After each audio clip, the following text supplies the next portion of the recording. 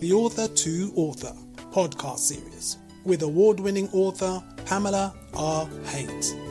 Welcome to the podcast. Dalgety Herbal Teas produce 100% natural high-quality organic teas using only the best ingredients. Available now from all major supermarkets, or please visit our website at dalgety.co. Dalgety Herbal Teas. Hello there, lovely listeners. I'm your host, Pamela R Haynes, award-winning author of Loving the Brothers. I have been busy over at Haynes Studios recording season 3 of the podcast. I'm excited about introducing you to another set of self-published authors. In today's episode, I am excited to introduce to you our self-published author, Shana Gourdine, author of Unveiled Pieces of a Broken Heart. Let's jump into the interview now. Shana, thank you very much for joining me on the Author to Author podcast this afternoon. It's wonderful to have you. It's awesome to be here. Well, tell us, where are you in the world? Because I'm still trying to work that out. I am in Troy, New York, but I'm originally from Cross, South Carolina. Okay, and what's the distance between those two states? I'm about 13 hours. Is that driving? Yes. Okay. Can you describe for us what life was like growing up in South Carolina? Oh, that small country town. So it's like, how everybody's related to everybody. And, I was raised by my mother and my great grandmother and worked in the fields and chopping wood. I learned hard work at an early age. So between that and just going to school there, and I graduated in 99. It was a small school because it was a small town. It was to whereas you had to go to the next town over to go to the store. That's small. And what's the difference in terms of where you live now? Well, now in Troy, New York, which is the upstate of New York City, because from New York City to where I am is about 3 hours. But here it's a lot more suburbs, cars, business. It's more, suburban area, I guess you can call it. And what do you prefer, being in the country or are you a city girl? It depends. I mean, now that I have my own car, I can live in the country because I can drive wherever I want. But being in the suburbs, it also can make it easier, say your car don't work, that you can just catch a bus and maneuver without having a vehicle and still being able to function and moving on in everyday life. Right, I see. So a bit of both then. And do you know anything about your family heritage, whereabouts in the world you may have come from? No, and I'm actually this year, I'm planning on trying to figure that out. Because it's quite interesting because, all right, my last name is French, but to be honest, I only carry it because that's the last name my grandmother carried after her being married. So it's like there's another set of Gourdines that actually reaches out to me on Facebook. And, I told them the story in the background. They were like, nah, you still family though. I'm like, I ain't going to turn around somebody loving on me, just because that ain't supposed to be my last name, but evidently it's a God-given name. That's what my mother still kept as her last name. Right. That would be very interesting. Maybe a proposal for another book if you were to ever find out where the name originated from. But I know the last name that I carry right now, I know it's French. I know that from some of the histories of the other Gourdines that I met that they do. Well, Shana, thank you so much for gifting us 2 copies of your book. I've got it right here. The book that you sent me was Unveiled Pieces of a Broken Mask. But I know that you've got another book, Mask Behind the Mask. Which one came first and what order should they be read in? The Mask Behind the Mask came first and Unveiled the Pieces of the Broken Mask came second. Tell us about Mask Behind the Mask. So the Mask Behind the Mask was created in 2019. And, that book, I took the poetry and spoken words and I put it together for people to just love all the imperfections of the sides of what they deal with on a daily. A lot of times, people show so many faces. And the concept of the book is one, I wrote the poetry through going through domestic violence. So that was my safe haven to keep me as I was going through this toxic and trauma situation. And it's like, why not take what empowered me to empower others? And then also the title came from the fact is that I don't look like what I go through on a daily because I have 4 different health diagnoses that I deal with. I don't say conditions because I don't give it that much credit because I look beyond what's going on. But I have fibromyalgia, which is chronic nerve pain. I have ankylosing spondylitis, which is arthritis in my spine and goes to the rest of my joints like rheumatoid arthritis. I have osteoarthritis and I have polycystic kidney disease. So I teach people with the poetry that you have to empower yourself regardless on what you're going through, the cards you've been dealt, or what may be affecting you on a daily. And, that's why I call it the mask behind the mask, because you would never know what someone's dealing with unless you have that sit down. They take that mask off and they get comfortable with you for you to understand their imperfections and the things they deal with. Well, I would never have known, because when I see you on Instagram and Facebook, you're always looking so fly, nicely made up, the epitome of good health. Basically, you're giving us a look behind the mask about what is really going on. So tell us, what is Unveiled Pieces of a Broken Mask about? So Unveiled the Broken Pieces of the Mask is also a poetry and spoken word book, but I also kind of made it like a self-help book as well. Because during COVID, I finished it. I published it in November of 2020. And the purpose was it because the fact is a lot of times after you understand the things that you deal with and the masses that we carry, you have to learn to take them off and break them and not take them into the other relationships, the insecurities, the trust issues, the baggages that we tend to have, the depression, anxiety, the fear, the worry, all the things, that we might not like about ourselves or things that may have happened in your past. And with that, I was just ready to help people understand that we carry different things, but you don't have to keep carrying it. And it takes work to get rid of it. You have to start breaking off these different things. So inside the book, I gave them spoken words about embracing themselves and trusting and, different things that talking about the insecurities and the baggages to just get people to understand the different information that they truly are seeing inside of themselves. They don't talk about it or do anything about it because they try to pack it up and say, oh, I'll be okay. Then it starts filtering out later during certain situations. So in there, I gave poetry, I gave spoken words. I also gave affirmations, and I gave them a space to journal. I allowed them to write and answer questions so they can break those pieces and work on themselves. Because in order to be a better version of yourself, it takes work, it takes growth, but you got to want to do it. That's what I was pleasantly surprised about, because I thought that this was going to be a book about looking behind the mask and what's really there. But what you've done really cleverly is weave in your own stories. You've weaved in affirmations. So I already have a favorite one here, which is so quick I can read it to you. Always remember that you are amazing, you are beautiful, you are phenomenal, you are truly a queen. Remember that you have the power and the glory, which I absolutely love. I'm going to ask you to read a passage from your book later on. But if you wouldn't mind, just to be a bit different, people tend not to pay notice to the prologue or the foreword in the book, but yours is so beautifully written. I really would like you to read that out to everybody. So where it says, it's on page 9, right at the beginning. I'd love you to set the scene with that just a little bit later on. But tell us, Shana, what inspired you to write in the first place? Well, I've been writing since I've been 12. Going through high school, high school can be rough, just a little bit. And that was my first love started. That's how I communicated, because I wasn't one that liked confrontations or I expressed myself different. So I wrote in order to get my feelings out if I didn't want to talk about it.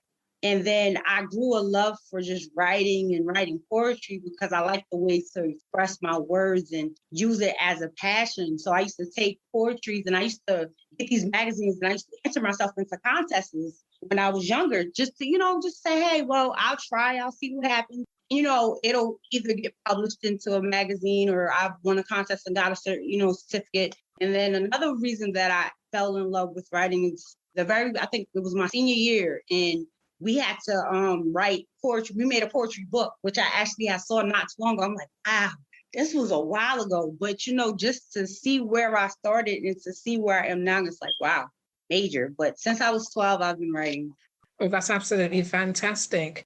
Is your book linked to your business? Yes. Shana Master Motivation actually came out of both the Mask Behind the Mask and Unveilable Pieces of the Mask, because that was my step to learn how to give back to the people that are behind me, the women or individuals, the men kids, whoever that might be going through some type of trauma, or they need some encouragement, they need that motivation.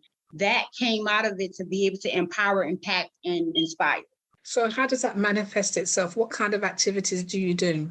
Before COVID, I was doing this once a month. I used to go back and I called it the Survival Circle. So the Survival Circle was it was a workshop I did with back at the shelters of domestic violence victims. I also would go to the homeless shelter and I would speak to families. Being homeless ain't fun. You know what I'm saying? So just trying to pour into them to be a better version of themselves and just see the next steps that they can take to correct what happened the first time of where they got in this position of where they are now. And then also I have this workshop that I do. I call it Looking in the Mirror. Basically like a painting workshop, whereas you would paint masses and you would put whatever color that you're feeling, however whatever's going on. And with that, you'll be able to then write how you feel. Like, let me give you an example. This was the very first mask I made when I was coming out of domestic violence. So like with me, I had a two-face. And at that time, that's how I felt. I felt frustrated on one end and I wanted to be happy and powerful on another. And I'm just in the middle because some days I'm this, some days I'm that. So it's just to give people something they can look at and how they feel at that very moment and be able to inspire themselves to the next level. Something like an affirmation because on mine I put an affirmation and I said, you could take words to empower and impact you. So it just was a way to invest in the other people to be able to help them motivate who they are. Also with Shana Master Motivation, I actually just did an event, turned my first book into a monologue, and I had 8 skits. It was 7 impactful women that did the skits that went along with the tape that we put together from the book. And it was awesome. It was just amazing. It was inspiring. Because everybody, like the feedback I got from that was like, when I tell you come into a virtual play and it's a skit, they had no idea what was headed for it. And I've gotten emails on how they cried. They felt emotions that they didn't know they was going to feel. And, with Shana Master Motivation, is about teaching you to motivate yourself, unveil the things of emotions that you might have hold and held on to for so long and never released. And also with that, before COVID, I was traveling and speaking. So under that umbrella, I do a lot. I do speaking, life coaching, motivation, mentoring, branding, all the above. It's remarkable what has come out of just writing a couple of books, where a whole business and industry has come out of doing that. So that's absolutely wonderful. So outside of that, do you have a 9-to-5 job as well? This is my 9-to-5. Oh, that's wonderful. So what does success look like for you?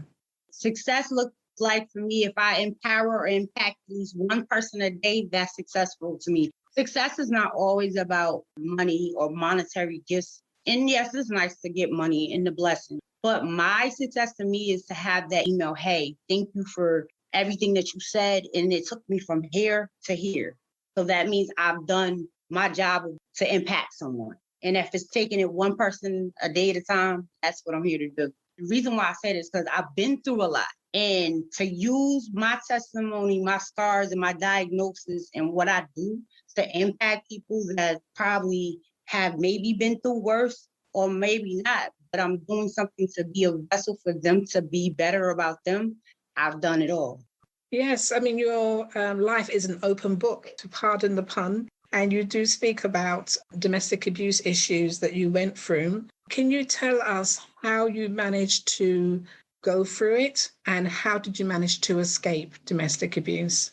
Well, the first time I just left, and the second time I left, but I got stalked. So it was like I went through a program, I removed myself out of the situation, but in order to mentally be out of it, I went to therapy. From therapy to art therapy to taking the steps of healing. And my first step was forgiving myself and taking my accountability for the things that had happened that I allowed to be in my presence, along with everything else that was going on. So it's all about healing, forgiveness, and learning to love yourself. Loving yourself is the first value of anything and everything. You got to know how to love you and how to give yourself happiness, because a lot of times we look for it in all the wrong places, and that's how you get you in the wrong situation. So it's about loving you, healing you, forgiving for the things that have been through, and keep growing.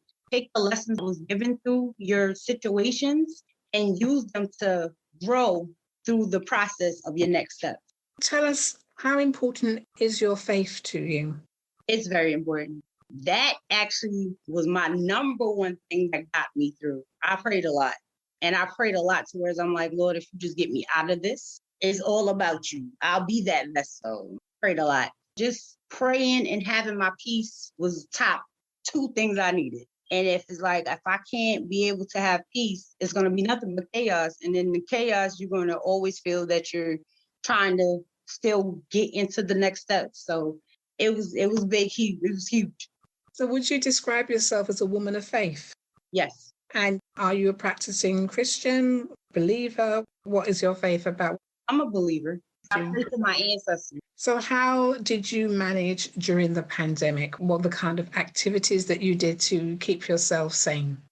I actually was working during COVID, like virtually. I did a lot of speaking online. I did interviews, podcasts. My second book came out during COVID, and then I also produced the film during COVID. Yeah, I did. It was called Through Your Eyes, and I filmed it during COVID, and then I released it in October of 2020. So during COVID, I just took like when it first happened, I feel stuck, but I don't want to be stuck. So I had to sit and think like, okay, what can I do to continue to be consistent at what I was doing? So during COVID, between the new book, the movie, creating the podcast that I created during COVID, and just continue to speak and do interviews and podcasts, I stayed busy. That's fantastic. I mean, I'm really impressed about the releasing the film during COVID times. What is the film called and where can we watch it? It's called Through Your Eyes, Mask Behind the Mask. It is on YouTube and it's also on Roku TV under Verity Spotlight TV.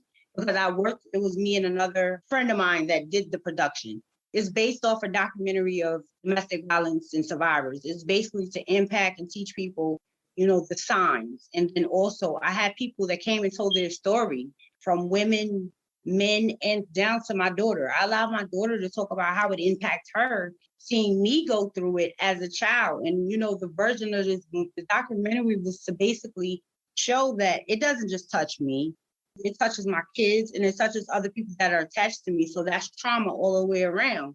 So, it's a way to try to wake people up because it happens so much.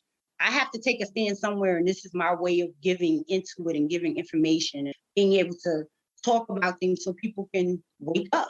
The incidences of domestic abuse rose dramatically during COVID times as well. So your film was poignant and I no doubt will help a lot of men and women who are experiencing domestic abuse. So tell us about your other writing projects, because I'm sure you mentioned something about writing a children's book. That is going to release next month, called The Power in Me. And tell us about it. The concept of the book is, with my kids, a lot of times I have to teach them that they have power. The idea came from, because I have a daughter of mine, and she tends to sometimes, like if she don't get an answer right, and she'll doubt herself and, I'm not smart enough. And I'm trying to pour positive into you so you can be just as positive and be able to pour it into your other friends and, just to make you feel that that you have these powers. You just have to dig a little deeper maybe. So The Power in Me was based on me telling my daughters that they have special powers and it can be anything that they want. So I use them as the characters in the book to talk to other kids, like at a schoolhouse. Because if you look, like you see the picture, is other kids standing around them. So I use it as they're talking to the kids and telling them that they have a special power and they can be whatever they want to be. If you look at your special power, it's inside of you. Oh, wow. That's so powerful. What about any other projects that you have coming up through the pipeline? I am working on book 3 of The Mask, which I'm going to call that The Reveal of the Mask, which is time to take it off. You're removing it, you let it go. So I'm in the process of working on that as well. And I'm working on my second spoken word album.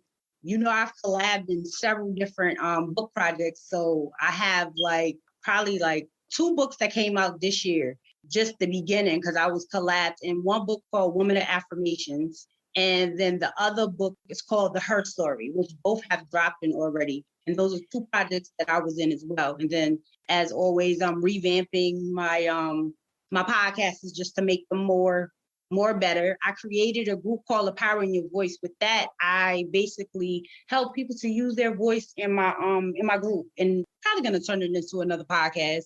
But it's just this year, I say for 2022 is the year of elevation. And it's time for people to use your voice and there's power in your words. And if you don't speak, no one will ever hear what you say. And if you don't talk, nobody will know what you need to say. And it's time to just use your voice to impact yourself, impact your knowledge, impact everything that's about you, what you stand for, and everything above. Knowledge yourself. Oh, wow. I'm so impressed by what you have to say. But tell me, how do you fit it all in? And when you're not running your own company, writing your books, involved in other projects, doing your children's books, doing your affirmations and so on, what do you do to relax? My relaxation is just spending time with my kids, spending time with my family, just taking the time out. And when, without that, me just sitting back and grounding myself, taking a walk outside and getting the air. Because it's cold right now outside, so I can't do too much walking. It's like 0 degrees. When it's a nice day outside, to take a stroll around town or to just sit back and just listen to water or music. I just like to relax. I like movies, simple things, nothing too much. I'm very a family-orientated person. So most time when I'm free, I usually do something with the kids or something with my boyfriend and me and the girls and stuff. And just spend time. Because time is not something you can get back. So, I always make time for my kids. So what I do is I do all the work while they're in school. And then when they come home, my focus is for them unless I have an interview later on. But they're just excited if I have one later on too. They be like, Mommy, you got an interview? Oh, go ahead, Mommy. You famous. A lot of my time is with them because they're only 10 and 11. If I miss too much, I can't get that back. So the privilege of being able to function my own things, I can also stop and say, you know what, I'm going to schedule this at a different time. So my free time is kids, cooking, watching movies, and just listening to music. Oh, that's wonderful. Especially quality time with your children has to be one of the greatest pleasures in life, really. What I did for them, I made them the co-author of my book, too. You made your children the co-author of your book. Oh, that's so beautiful. Are you ready to read? I'm ready to read. All right. You want me to read the whole page or just some of it? No, the whole page, please. Okay. All righty. I sure can. Greetings. My first encounter of domestic violence was in August 2011. I was about 7 months pregnant and I got thrown against the cabinet in my kitchen and strangled until I finally got his hands from around my neck. I was worried about my baby's life instead of my own. After this occurred, I was shocked, hurt, ashamed, and devastated because as a woman, I could never imagine anyone putting their hands on me. I should have never continued this relationship. Like most women, I was blinded by love. It took me a few weeks because I listened to the apologies. I thought I could save my family. I tried to make it work with my abuser, but in May 2012, it was not long before the demon showed up again. This time I was holding my 4-month-old daughter and my abuser decided to choke me again while I was in my living room. I decided that my family was not worth this type of pain. Well, a few years later, I finally left and got into another relationship. Unfortunately, in 2016, I ended up in another toxic relationship. I wondered in my head, what is that I'm doing wrong? Why do I keep finding myself in these relationships? People that control issues or was dealing with their own trauma from their childhood. This time, it was more extreme from my first domestic violence situation. I was dragged upstairs by my hair. I've been choked in my sleep, called out my name, and had my life threatened of getting my throat slashed. I tried to leave multiple times. My abuser started stalking me wherever I went. I had to unroot my kids to make sure we were safely away from the person that wouldn't let me go. I had to get a restraining order and press charges on my abuser. I was tired of fearing for my life because the person was not mentally stable. It was hard to explain to my young daughter what was happening and that we would be okay in such a toxic experience. I was blaming myself for the horrible trauma that I have brought out into our lives. I started dealing with PTSD, anxiety, and depression. As a mother, I felt like a failure. As a woman, I felt destroyed. The thought of all this happening again was not sitting with me, and I had to do something to change the dynamics of my life. I had to figure out what was next for me and my angel. Well, this story is to be continued. I hope you enjoy this book, and let's begin unveiling the broken pieces of a mask. Oh, wow, wow, wow. Powerful, powerful stuff from the very first page. If people want to read more about you or to find out more about you, where can they get hold of you and where can they purchase your book? They can get hold of me is either my website, which is www.labehindthemask.com, or they can reach me at Gourdine, which is SGOURDINE 16@gmail.com, which is my email. Or you can find me on my social medias, which is Instagram, Shana Gourdine Author, Facebook, Shana Gourdine Author, TikTok is Gourdine Author.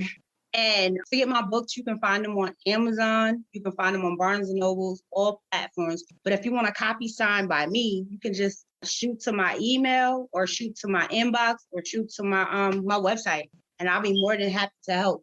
That's wonderful. Very, very clear. But you're on TikTok. What are you doing on TikTok?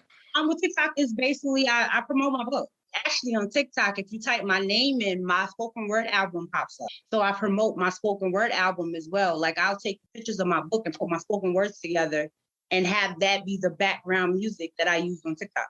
Oh, that's wonderful. Promotion. That's the name of the game, isn't it? In fact, what would be your number one marketing tip for aspiring authors who have a book out there, but nothing much is really happening with it? I would definitely say stay consistent. Don't let the one like or the one buy be one thing that deter you, because people are watching. You just got to stay consistent with it. I remember beginning my writing career to where I was the one asking and, hey, can I get on your show? Me being consistent and just continue to put the content out there, be relevant. And if you have to create your own lane on your own brand, do it. Don't be afraid to step out of your comfort zone and be in your own lane. Because becoming in your own lane, you're your own brand. So you are marketing yourself. So why not? So just consistency and make your own lane to be you. Oh, that's fantastic. Thank you very much for that. Well, I cannot believe that we have come to the end of our interview already. Thank you so much, Shana, for joining us this afternoon from the United States of America. I wish you well for the remainder of the day, and I wish your books every success. Thank you. I'm so excited. It's been an honor. And one day I want to be coming to London. And you are invited and you are welcome. If I can help you make that trip possible, then let's keep in touch and if we can make that happen in 2022. Absolutely. Okay, my dear. Thank you and bye for now. Thank you. I hope you enjoyed listening. It's competition time now. Shana wrote 2 books. What is the name of her first published book? Direct message me your answer on Instagram at Loving the Brothers Author or on Facebook at Loving the Brothers by Pamela R Haynes. Good luck and bye for now. Please join Pamela R Haynes for another Author to Author podcast coming soon.